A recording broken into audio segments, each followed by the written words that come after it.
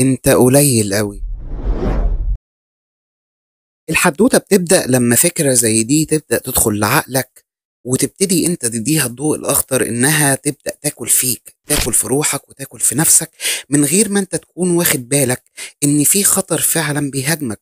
والخطر ده بيبقى خلاص دخل جواك، ويبدأ زي السرطان يتفشى في كل حاجة موجودة في نفسيتك وموجودة في حياتك من غير ما انت تاخد بالك. وده الفخ اللي ساعات الشيطان بيحطه قدامنا، بس احنا اللي بنديله الفرصة انه يحطه قدامنا. ازاي؟ انك تقبل ان حد يقول لك جملة زي دي وانت تصدقه، او تبتدي تقارن حياتك بالناس اللي حواليك وتشوف اصل فلان ده نجح وعمل حاجة انا مش قادر اعملها في حياتي، اصل فلانة وصلت لمرحلة معينة او لحاجة معينة انا مش عارفة اوصل لها في حياتي. وتبتدي تدخل في مقارنات وتبتدي تبص لحياة الناس وتبص لحياتك ان حياتك ما فيهاش اي حاجة مميزة وما فيهاش اي حاجة حلوة تستحق انك انت تبقى شايف نفسك كفاية بيها. لان الحقيقة ان الفكرة لما بتكون جاية من بره هي ممكن يبقى ليها تأثير سلبي عليك، لكن الخطر الاكبر بيبدأ لما تكون الفكرة دي جاية من جواك انت. عشان كده لازم تكون واخد بالك ان عدوك اللي قدامك هو اضعف بكتير من عدوك اللي جواك.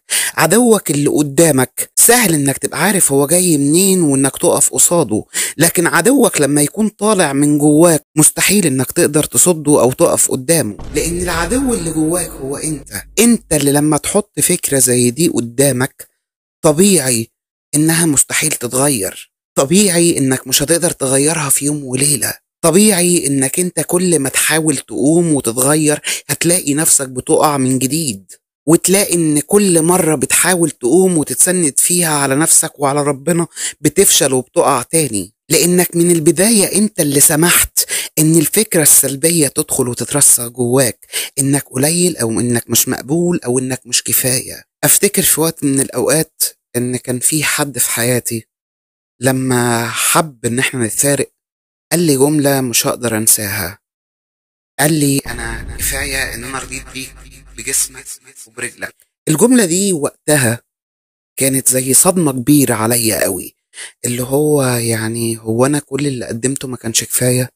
هو انا كل الحب اللي حبيتهولك او اللي قدمته علشانك ما كانش كفاية وما زلت لسه شايفني قليل؟ طب هو انا فعلا قليل او ما استاهلش الحب؟ طيب اعمل ايه علشان اثبت لك ان انا لا انا جدير بالحب ده او ان انا استحق الحب ده؟ وما انكرش ان انا فضلت وقت كبير جدا بعدها عمال بفكر وبراجع كل شريط حياتي والشريط اللي انا قدمته وشريط التضحيات اللي ممكن اكون قدمتها في العلاقة دي، لحد ما استوعبت ان كانت النقطة اللي خلتني احزن وقتها انها مش اتقالت من الشخص اللي قدامي، انها كانت جوايا من غير ما انا اخد بالي، ان الفكرة كانت مسيطرة عليا بشكل او باخر وانا ما كنتش واخد بالي انها موجودة جوايا. وعشان كنت اقدر اتجاوز الموضوع ده كان لازم اشتغل على نفسي انا في البداية، اشتغل على ان انا احب نفسي، ان انا ابتدي ابص لنفسي بنظرة مختلفة، نظرة قبول، نظرة ان عادي ان انا ممكن يبقى جوايا ضعف او ممكن تبقى جوايا حاجة مختلفة عن الناس، زي ما اكيد فيا حاجة بتميزني برضو عن الناس اللي حواليا. افتكر كده ان بولس الرسول في رسالته لأهل روميا كان قال تغيروا عن شكلكم بتجديد اذهانكم. يعني وقت ما تكون انت شايف نفسك قليل قوي وشايف انك انت مش كفاية في عيون الناس، ابتدي فكر، شوف كده الفكرة دي فعلا موجودة في حياتك لانك انت فعلا في عيوب موجودة فيك محتاج انك فعلا تتعامل معاها، ولا اللي محتاج انه يتغير في الاساس هو فكرتك ونظرتك عن نفسك، محتاج كده ان ذهنك هو اللي يتغير، طريقة تفكيرك والطريقة اللي انت بتتعامل بيها مع المواقف ومع نفسك ومع الناس اللي قدامك، واللي اوقات بتديهم الحدود او بتديهم المساحة ان هم يلعبوا في افكارك ويلعبوا في صورتك الذاتية من غير ما تاخد بالك، هم اللي بيغيروها فعلا ولا هي فعلا في مشكلة؟ لان لو المشكلة فعلا موجودة جواك طبيعي سهل انك تتعامل، طبيعي انك انت لما تشوف لا انا فيا النقطة دي فعلا محتاج ان انا اتعامل معاها، فعلا في الموضوع ده فيا في مشكلة في الحتة الفلانية، فلا انا هبدأ اتعامل معاها بان انا اعمل خطة 1 2 3 عشان اغير فيها.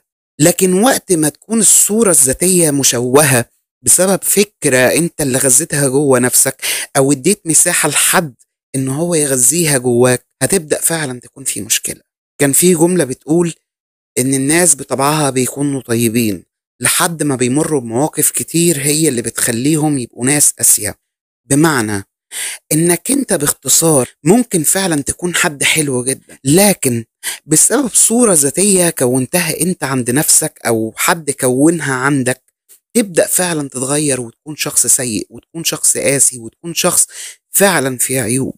رغم ان الحقيقة كلنا اتخلقنا زي الصورة البيضاء او زي الورقة البيضاء، مليانين بالخطوط الحلوة، بالتفاصيل الواضحة، بالخطوط اللي ملامحها واضحة. لكن مع الوقت احنا اللي بنبتدي نشوه الصورة دي، وندي كمان الفرصة للناس ان هم يشوهوا الصورة دي، سواء بتجارب غلط، سواء بقرارات غلط، سواء. لكن تفضل المشكلة الأكبر، المشكلة وقت ما نفكر إن الصورة دي مستحيل ترجع تاني صورة حلوة، إن الصورة دي مستحيل تتغير وتتحول للوحة تانية جميلة، وإن الخطوط اللي اتوزعت بصورة عشوائية هتفضل موجودة ومستحيل إنها تطلع في النهاية نتيجة كويسة. لكن الواقع يا عزيزي إن طول ما الريشة موجودة في إيدك أنت وفي إيد ربنا، اللوحة هتقدر تتشكل من أول وجديد. هو ربنا قادر كده زي ما كان قال لأرمية إنه قادر يعيد تشكيلنا من أول وجديد، زي ما الفخاري كان قادر إنه يعيد تشكيلة الوعاء اللي فسد في إيده.